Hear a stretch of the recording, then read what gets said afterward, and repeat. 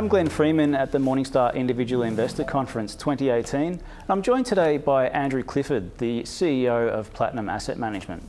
Andrew, thanks very much for your time today. It's good to be here.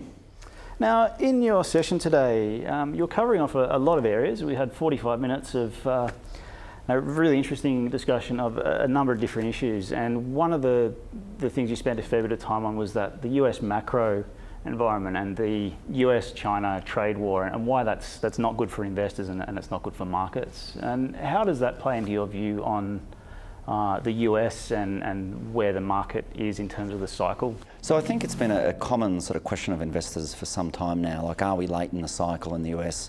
Rates are rising, the market's very expensive. And it's interesting when everyone's asking the same question, we're probably asking the wrong question. But having said that, the US economy looks like it's in great shape. Employment is as strong as it's ever been.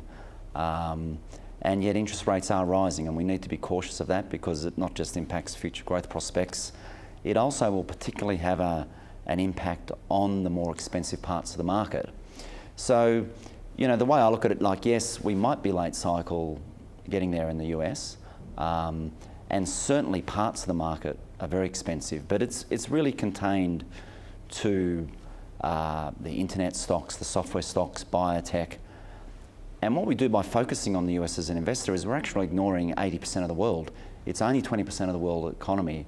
And if you look at China, is certainly having a bit of a slowdown this year as a result of its financial reforms, but even then it's far from top of its cycle, nor is Europe, nor is Japan. So, there's lots of other interesting prospects out there from an economic growth point of view, but also from within the stock market.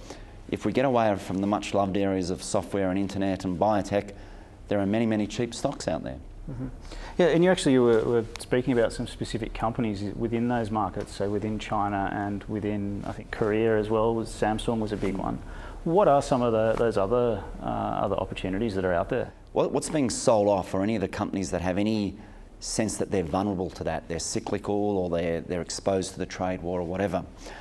And even though they're real concerns, and there's the real possibility the next year or two in earnings for many of these companies is not as good as you might have previously hoped, we've seen stock prices off 30% and more.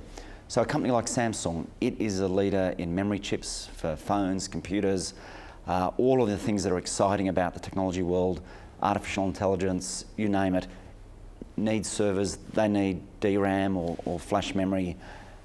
And so there's a very good long-term growth cycle. This is the world leader, and the stock today is trading on less than 6 times this year's earnings. Now, maybe next year earnings aren't so good, but it's still such an extraordinary starting price, starting valuation for that company.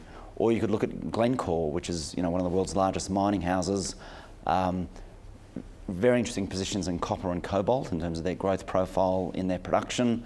These are metals that are in short supply, and clearly the electric vehicle revolution that's on its way over the next few years is going to add further to demand there.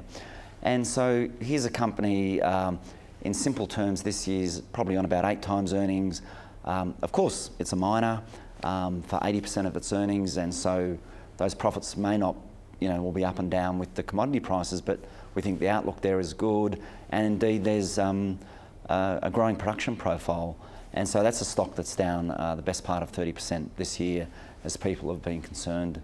Or we can go right into China, where the market is in a real bear market, true bear market, down more than 25%, and you get companies like Ping An, leader in life insurance and general insurance in that country, one of the global leaders in the application of technology to its sector. It can use artificial intelligence to assess motor vehicle claims from a photo. Extraordinary company, grown at 25%, around that level for 10 to 15 years now. So it's growing like Amazon, and today you're buying it on 11 to 12 times earnings. Mm-hmm. So these are all companies that have been impacted by all the fears, and there are great opportunities there outside of the much loved internet, software, payments, biotech names. In some ways, you're talking at some of the more traditional industries, like for instance the automotive sector, but in some more less traditional ways of getting exposure to them. Say for instance electric vehicles within the automotive space, and even think companies like Glencore as far as getting access to the companies that are producing the materials used in the batteries that power those vehicles. Yeah. So I mean, when we get these revolutions like electric vehicles, it changes many things, and so I think the materials space is one area, and you have Glencore, or you have the lithium producers, or the other nickel producers, copper producers, but also even the traditional automotive industry itself, BMW, Daimler, they're all coming with electric vehicles. They're all going to have a full range, and people are very worried about how this hurts their business, but we actually think for those high-end brands, this is actually going to be a reason for people to go out and buy their cars. And yet again, because people are so concerned about global growth, these stocks are trading on P's of 7 and less.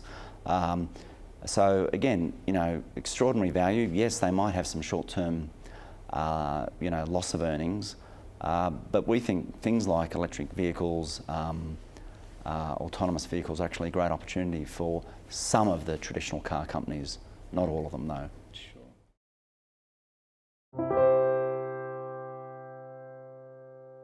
Any advice in this video is general advice prepared by Morningstar without reference to your financial objectives, situation or needs.